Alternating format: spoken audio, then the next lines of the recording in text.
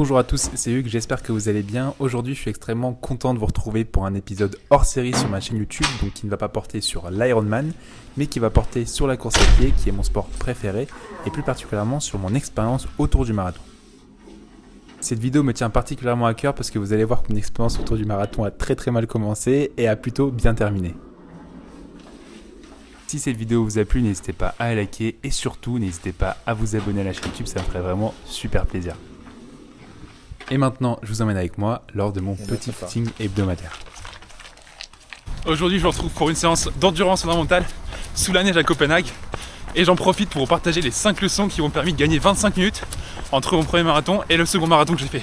Avant de vous partager ces 5 leçons et toutes les erreurs que j'ai faites, parce que j'en ai fait beaucoup, laissez-moi vous parler un tout petit peu de mon passé sportif, parce que ça a de l'importance pour cette vidéo. C'est vrai que je suis né dans une famille, j'ai eu beaucoup de chance, assez sportive, notamment avec mon père qui est très sportif, qui a fait plusieurs courses et notamment des marathons. Donc j'ai été baigné un peu dans l'univers de la course à pied étant jeune. Donc je me suis inscrit à l'athlétisme, j'en ai fait pendant 2 ou 3 ans. J'aimais beaucoup les courses, mais après je pense comme 90% des Français, j'ai été plus attiré par les sports co type foot, basket. J'en ai fait jusqu'à 16 ans, puis après j'ai complètement arrêté quand je suis rentré en études supérieures, avec un mode de vie, comme vous pouvez l'imaginer, un peu déplorable. Très peu de sommeil, beaucoup de soirées, beaucoup d'alcool. Et puis à un moment donné, mon père m'a proposé de faire le semi-marathon de Paris. J'ai accepté, je me suis un peu entraîné pour ça, mais bon, j'ai dû faire au max 5-6 séances. Et j'ai couru en 1h45 avec lui, donc 5 minutes du kilomètre. Et c'était incroyable, avec une ambiance de malade. Enfin, c'était vraiment une super expérience. Et donc j'ai décidé de renouveler l'expérience avec lui l'année d'après, où j'ai recouru le semi-marathon avec lui. Et là, j'ai fait en 1h36. Pareil, avec un mode de vie déplorable, avec un entraînement très bancal. Et c'était, pour vous dire, je pense, une journée un peu exceptionnelle. Je sais pas, j'ai eu des sensations de malade, comme j'ai jamais eu après sauf une seule fois, lorsque j'ai couru mon 3e marathon. Mais bref, ça j'y reviendrai dans une autre vidéo. Mais bon, je l'ai fait en 1h36 et là je pense que j'ai pris un peu la confiance. Je me suis dit ok, pas dégueu dans ce sport et il y a peut-être quelque chose à faire. Sauf que pour autant, j'étais très jeune, je suis encore, mais donc j'ai pas continué à m'entraîner. C'est dommage parce que je pense que j'aurais pu avoir un niveau pas mal. Mais j'ai continué à reprendre ma vie d'étudiant pas très intelligent, à sortir, à faire des soirées, à pas mal boire, etc. Et ensuite l'idée a peu à peu germé de battre le record de marathon de ma famille qui est détenu par mon père, qui était en 3h26. Et comme j'avais couru 1h36 au semi, je me suis dit bon, avec le peu de prépa que j'ai fait et tout, ça devrait le faire en faisant une prépa un peu à la mano. Donc c'est ce que j'ai essayé de faire. Je me suis inscrit pour le marathon de Paris qui a été décalé je crois plusieurs fois à cause du Covid. Au final je l'ai couru et comme vous pouvez l'imaginer, rien s'est passé comme prévu. J'avais fait mon plan d'entraînement tout seul. En fait j'avais tout fait tout seul. Et puis c'était une catastrophe. Une gestion de course déplorable. J'y reviendrai sur toutes les erreurs que j'ai pu faire, parce qu'elles sont liées aux 5 leçons que je vais vous donner. Mais bref, j'ai couru le premier semi en 1h36 et le deuxième semi en 2h11. Donc j'ai fait 3h47 avec des sensations horribles. C'était l'une des pires courses de ma vie, je pense. Donc forcément mon ego a pris un peu un coup. Et donc je me suis dit que j'allais devoir retenter l'expérience, même si elle avait été très douloureuse, pour tout simplement battre mon record de 3h47 et battre le record de mon père. Et donc après c'était un peu compliqué parce que avec mon travail qui était très prenant, j'ai pas pu beaucoup m'entraîner.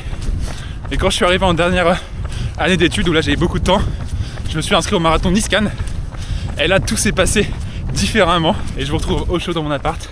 Et mon conseil, c'est pour toutes les personnes qui s'intéressent à la course à pied, et je pense que c'est le cas si vous regardez cette vidéo, regardez vraiment toute la vidéo et toutes les leçons, les 5 leçons que je vais citer, parce que certaines sont simples, d'autres sont un peu moins évidentes. Et ça a eu un impact de 25 minutes sur mon premier marathon et mon second marathon. Et j'ai encore fait énormément d'erreurs pour le second marathon, beaucoup d'autres choses à perfectionner. Mais encore une fois, ça on y reviendra dans une seconde vidéo. Allez, à plus, sinon là je pense que je vais perdre un doigt et je vais devenir un glaçon. Ok, maintenant je vous retrouve au chaud dans mon appartement. Je viens de terminer ma séance d'endurance fondamentale qui s'est finie sous la neige, donc ça fait plaisir d'être sur ce petit canapé là au chaud. Comme convenu, je vais vous partager les 5 leçons qui m'ont permis de passer du premier marathon que j'ai effectué en 3h47 au second marathon que j'ai effectué en 3h22. La première leçon que j'ai appris et que j'ai appliqué justement lors de mon second marathon, c'est lié au plan d'entraînement. Le plan d'entraînement, c'est super important. Bon, je pense que ça, c'est une leçon qui est évidente, mais vraiment, Ne partez pas en freestyle. Comme je l'ai dit lors de mon footing, je pense que j'ai pris un peu la confiance quand j'ai couru le semi-marathon en 1h36 en me disant ouais bon, même en faisant un entraînement un petit peu comme ça, en freestyle ça va passer. Non, un marathon, c'est pas un semi-marathon. Déjà qu'un semi-marathon c'est très demandant et je pense que j'ai eu beaucoup de chance le jour J d'avoir une forme exceptionnelle. Mais un marathon ça nécessite beaucoup d'entraînement, beaucoup de préparation. Le plan d'entraînement que j'ai suivi pour faire 3h47, c'était un plan d'entraînement qui avait aucun sens. Je faisais une séance longue de temps en temps, des intervalles que je faisais juste aux sensations, puis dès que j'en avais marre, j'arrêtais et un footing un peu claqué que je faisais si j'avais le temps. Donc bref, vraiment à ne pas refaire. Pour le marathon Niskan que j'ai couru en 3h22, j'ai pris un plan d'entraînement gratuit en ligne, Decathlon, que j'ai suivi. Et c'est plutôt bien passé. Bon, vous allez voir que pour le 3e marathon que j'ai fait, j'ai changé un peu, j'ai pas pris un plan gratuit. Mais pour toutes les personnes qui commencent un peu le marathon, je ne peux que vous recommander les plans gratuits fournis par Decathlon. Dans la deuxième vidéo qui sortira sur mon 3e marathon, je vous donnerai plus de détails sur le plan d'entraînement que j'ai suivi parce que voilà, ça aura de l'importance. Là, c'est un plan d'entraînement un peu classique, donc il n'y a rien de spécial à dire. La deuxième leçon que j'ai apprise, c'est lié à la gestion de course. Mon petit papier avec écrit gestion de course. Bon, pourquoi? Parce que de toute manière, comme vous l'avez sûrement compris, le premier semi, je l'ai couru en 1h36, le deuxième, j'ai couru en 2h11, donc c'était catastrophique. Généralement en course, il faut faire attention parce que le départ, il y a beaucoup de monde, on a l'adrénaline qui monte, on est en forme, on se sent bien, on se dit ok, je me sens bien, je peux maintenir cette allure-là.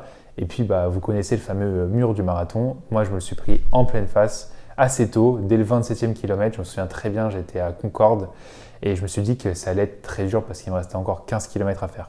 Donc pour ça, pour le marathon Niskan, j'avais une gestion de course avec une allure visée qui était, il me semble, de 4,45.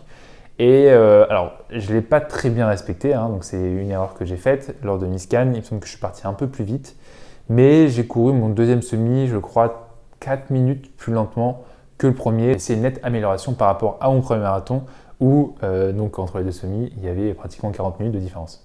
Et donc pour ça, mon conseil, c'est lors de vos entraînements, lors de votre plan d'entraînement, entraînez-vous en fonction d'allures, donc des allures spécifiques à une course, allures spécifiques 10 km, 5 km, marathon, semi-marathon.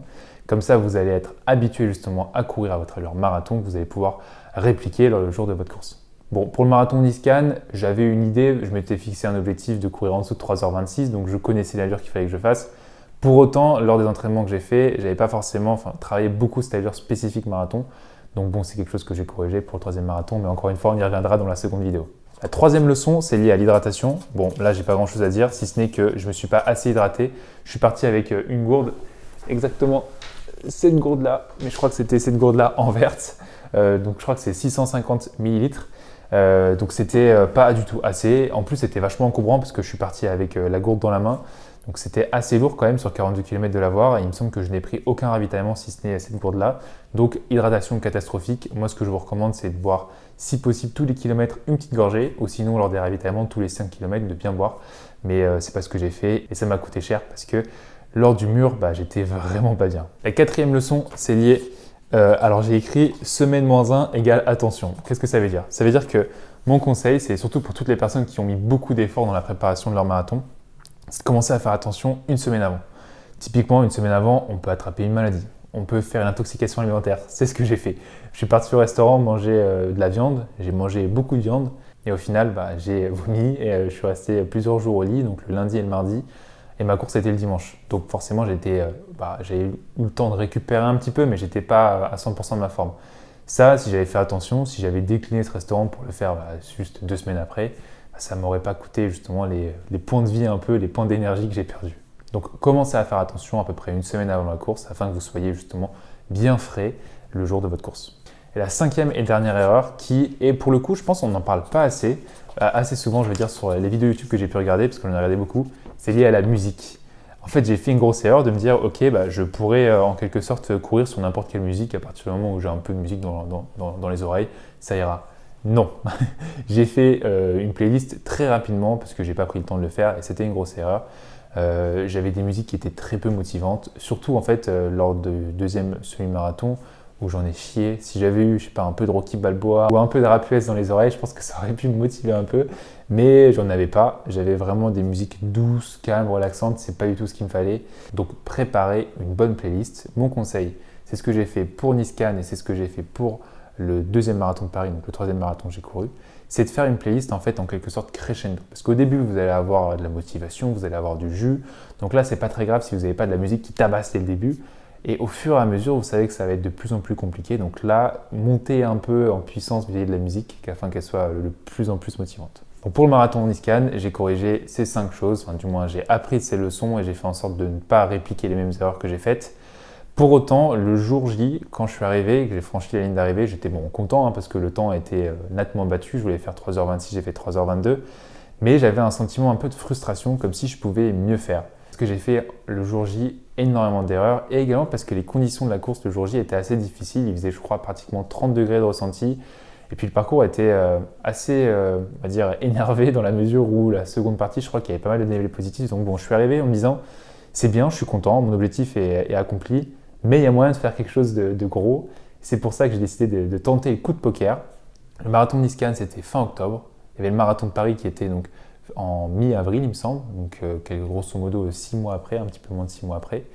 Je me suis dit que je voulais tenter de courir le marathon de Paris en dessous de 3 heures. Croyez-moi, quand on descend sous la barre des 3h30 pour gagner des minutes, c'est énormément d'investissement, énormément d'efforts, énormément de sacrifices.